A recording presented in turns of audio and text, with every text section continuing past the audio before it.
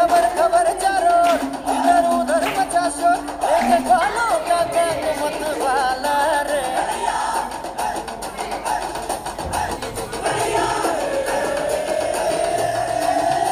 काला ला रे आला तुझे छोड़ेगा ना कुछ पाला काला ला रे आला तुझे छोड़ेगा ना कुछ पाला कोई कहे चित्र चोर कोई कहे मस्ती खोर गोपियों का गोपाल नंद लाला खबर खबर चारों ओर इधर उधर मचा शोर लेके ग्वालों का गैंग मत वाला रे काला ला रे आला तुझे छोड़ेगा ना कुछ पाला।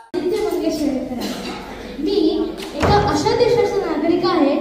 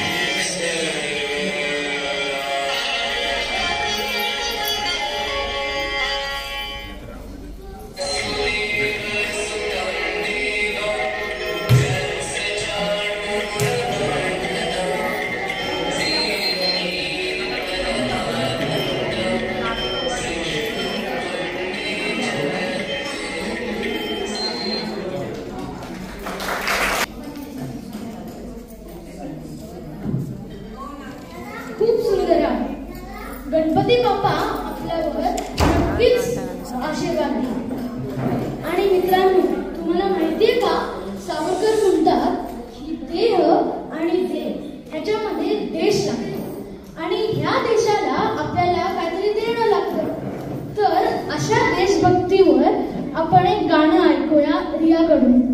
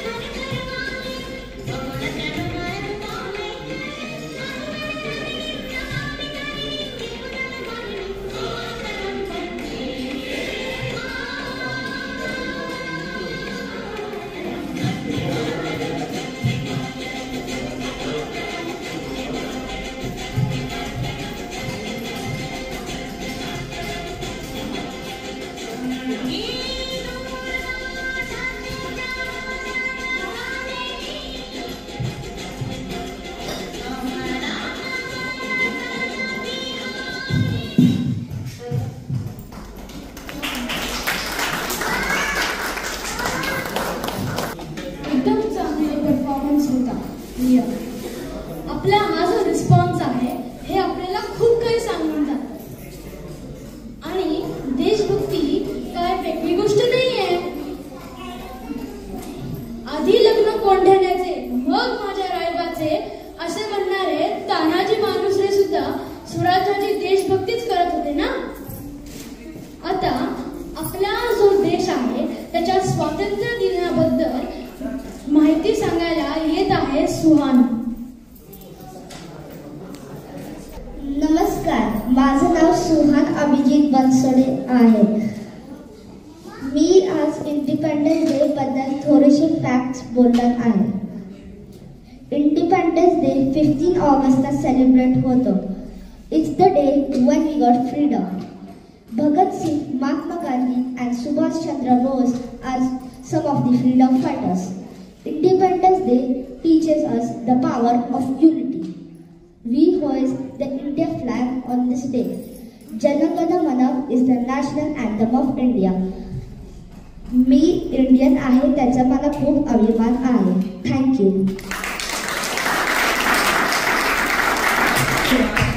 एकदम गाव वगैरे बोलला मस्त. आता आपल्यासमोर सगळ्यात छोटा पेपर येतोय वारसाचा.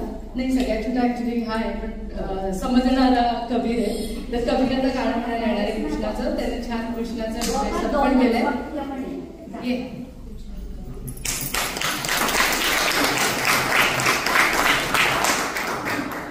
मी असं अच्युतं केशवं कृष्ण दामोदर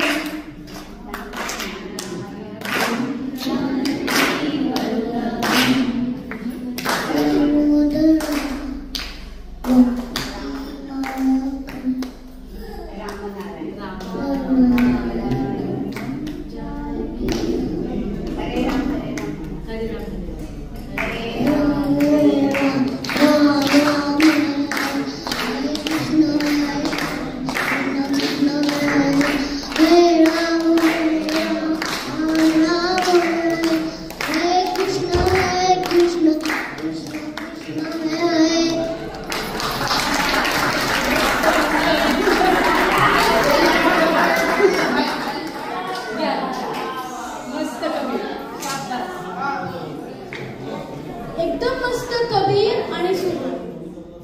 नो डाऊट आपण देशभक्त आहोत, पण आपलं ना जरा आपल्यावरच जरा जास्त प्रेम आहे. तर हे जे प्रेम आहे हे आपल्याला जरा वाईडर करायचं आहे. आणि हे वाईडर करण्यासाठी आपल्याला परिवर्तन, रिफॉर्मेशन, रियुनियन करायला पाहिजे. आणि हे करताना आपल्याला आठवतात भगवान श्रीकृष्ण.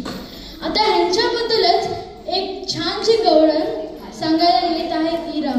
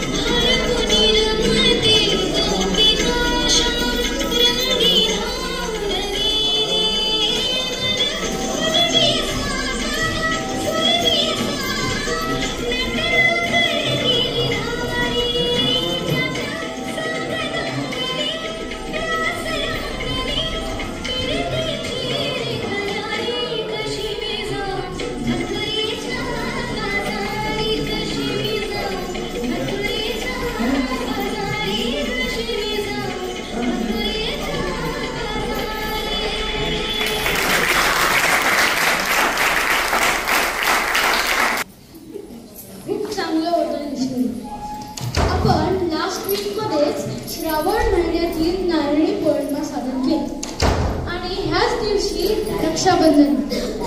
आता रक्षाबंधन बद्दल माहिती सांगायला सादर करत आहे श्रीराम.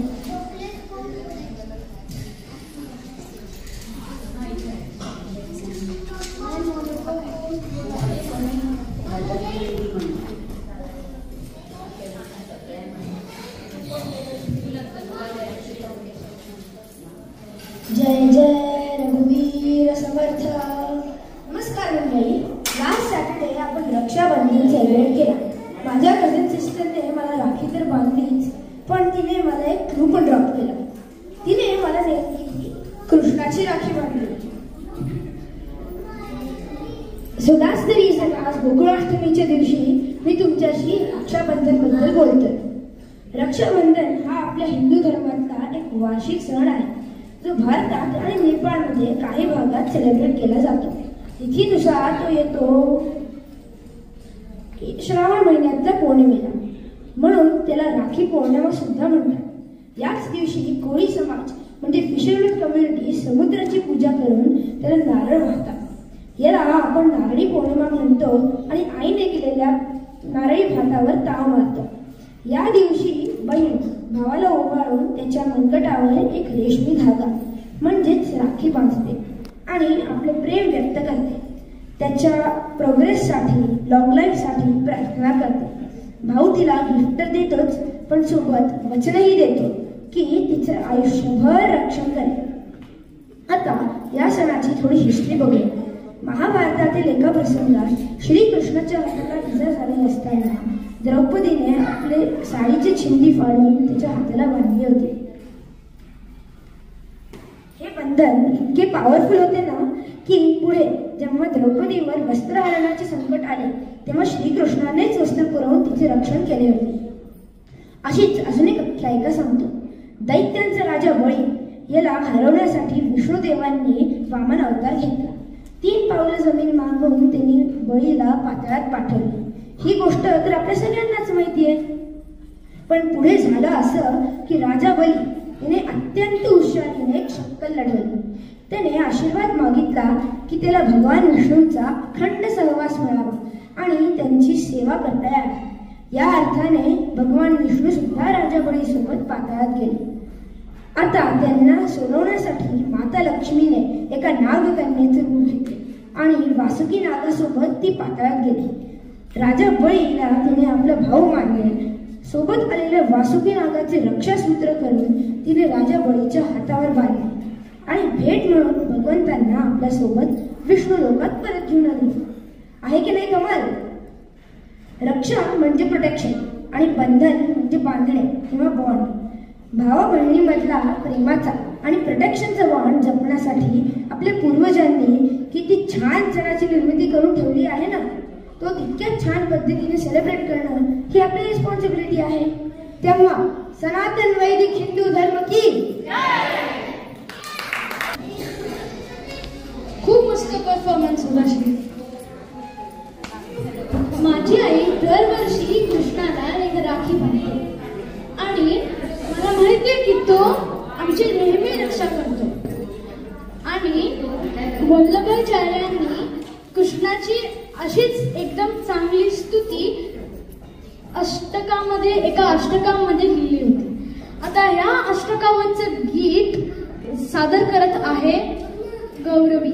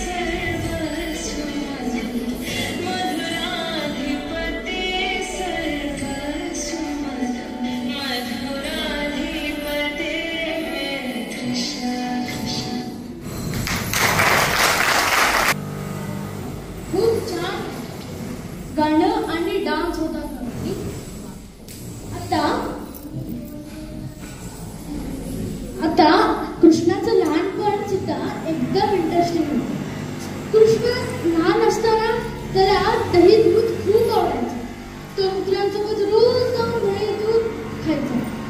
आता हे कृष्णाचं लहानपणावर माहिती सांगायला येत आहे इरा.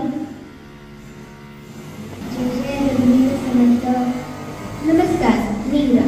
मी आज तुम्हा सगळ्यांना गोकुळाष्टमीच्या त्याची माहिती सांगणार आहे.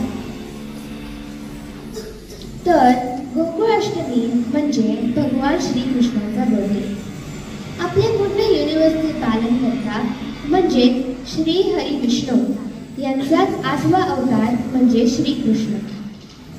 श्रीकृष्ण यांचे आई बाबा म्हणजे वसुदेव आणि देवकी यांना कंस मामाने मथुरा शहरात प्रिझनमध्ये ठेवलं होतं आणि तिथे श्रावण महिन्यात अष्टमीच्या मिडनाईटला श्रीकृष्णाचा जन्म झाला. त्यामुळे हजारो वर्षांपासून या दिवशी गोकुळाष्टमी हा सण मोठ्या उत्साहात साजरा केला जातो. असं म्हणतात की जेव्हा श्रीकृष्ण छोटे होते तेव्हा ते त्यांच्या फ्रेंड्स सोबत यमुना नदीच्या तीरावर जाऊन काला तयार करत असत आणि ते वाटून खात असत. काला म्हणजे मिक्सचर.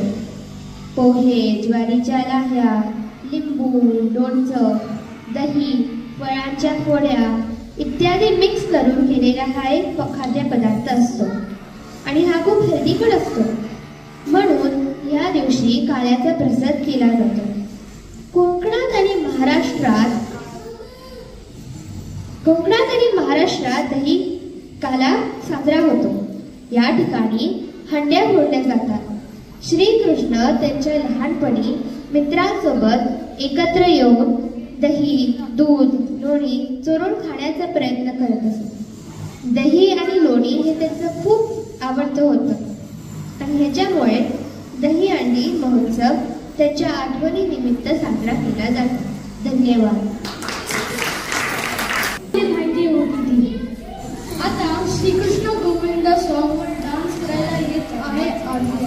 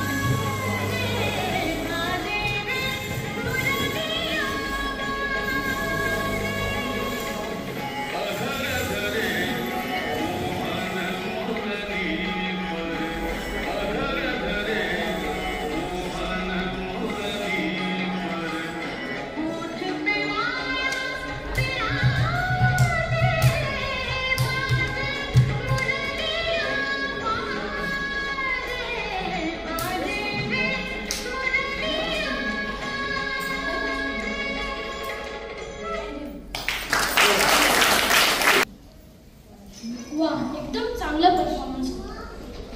आता असाच हा श्रीकृष्ण त्याच्या सगळ्या मित्रांना एकत्र बोलवून दहीहंडी फोडायचा. ह्याचा संदेश काय झाला की आपण सगळे आत्तासारखं टुगेदर मिळून आपण एकच लक्ष गाठायचं. तर असंच ह्या श्रीकृष्णाची काल्या नागासोबतची गोष्ट सांगायला येत आहे रेशम.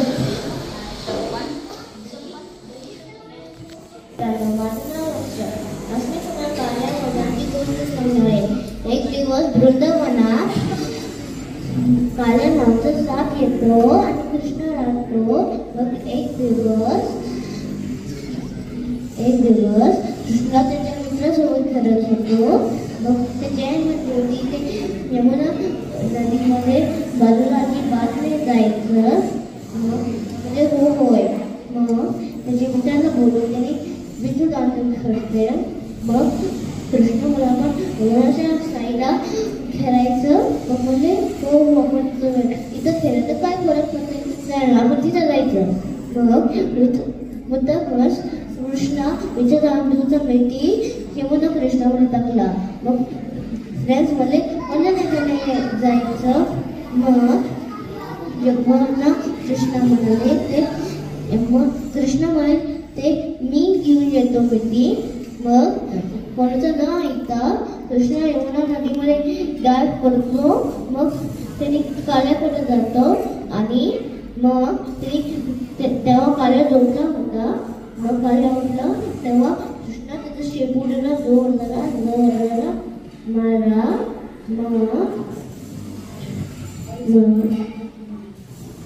मग सगळं पाणी रडत येत होतं. मग त्याचे मित्र गावात लोकांना त्याच्या कृष्णाच्या आई बाबांना बोलवले. मग ते रिव्हर फुल रक्ताचं झालं. मग जोडलं. मग काल्याची आई आली आणि माफी मागली कृष्णाची. काल्याला सोडा म्हणजे हो यमुना नदी सोडून दुसऱ्या नदीला जायचं. मग काल्या म्हटले यमुना नदी. मग हळू काल्या बाहेर नेतो यमुना नदीमधून आणि कृष्ण येतो. मग त्याची आई रडते आणि मग ती जवळ घेते. मग सगळेजण खुश झाले काल्या गेला. मग सगळेजण पूजा करू लागले काल्याचे. धन्यवाद.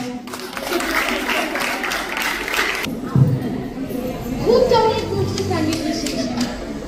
आता आपल्या समोर येणार आहे साली मावशी आणि एक डान्स करणारे अभंगावर आणि त्याची कोरिओग्राफी केली आहे प्रियदर्शनी गोविंद.